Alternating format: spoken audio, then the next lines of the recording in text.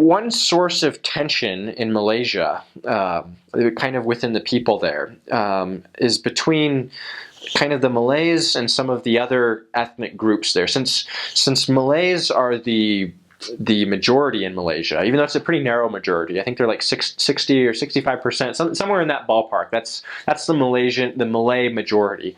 So the Malays basically worked into their laws and into their constitution a little bit, I think, are these certain aspects that give the Malays certain preferences, like in employment, education, housing. And so from the non-Malays, which are of course the people we interact with, being missionary, because we can't teach to Muslims, we don't deal very much with the Malays. From the non-Malay perspective, a lot of them are very frustrated with what they see as this kind of Malay dominance and these little perks that are given within their legal system to the Malay majority. And from the Malay perspective, on the other side, they would say, we were the kind of the original people in this country.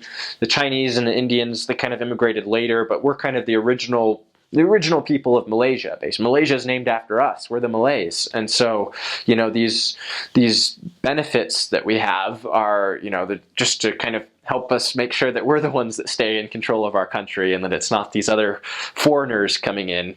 And so that's kind of the Malay perspective, is they say, we have these little perks and benefits because this is our country. And to a lot of the Malays, the Chinese and the Indians, some of them get kind of frustrated by that because they say, look, my family's been in Malaysia for 200 years almost. It's true my ancestors came from China, but they came from China 200 years ago.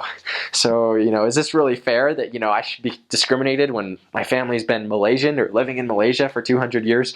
And so that leads to a little bit of tension. And so anyway, where I'm going with this is that in recent years in particular, there's been tension between the ruling Malay party and these minorities that seem to, at least from the headlines in the papers, be getting a stronger and stronger foothold in the Malaysian elections. They're winning more power, and especially in some parts of West Malaysia, these minorities are increasingly critical of that ruling Malay party, if that makes sense. And so there have, like when I was on my mission in Malaysia, it was in the middle of the election that they were going through, and so there were a lot of rallies that were being held by both especially by the Malaysian opposition party, the party that opposes this Malay dominance, basically. And so that has created some tension in recent years between the ethnic minorities, especially the Chinese, and the ruling Malays that have been in power ever since Malaysia was organized constitutionally 50 years ago. So, speaking about economically Southeast Asia, we've got Singapore, which is a small city state. They're doing better than all the rest, but Malaysia is also doing very well economically compared to a lot of the neighboring countries. The average household income in Malaysia is a lot higher than what it is in Vietnam, the Philippines, China, India, Indonesia. And so within Malaysia, you actually have several different immigrant groups from India, from China, from Vietnam, from Indonesia, from the Philippines. They come to Malaysia because they can make quite a bit more in Malaysia than they can in their home country. And so that's kind of the driving force behind immigration to Malaysia. They have a saying in Malaysia, and it's ada gula ada semut, which means like where there's sugar, the ants will come, pretty much. Which is, Malaysia's doing well economically, so it brings people in from a lot of surrounding nations.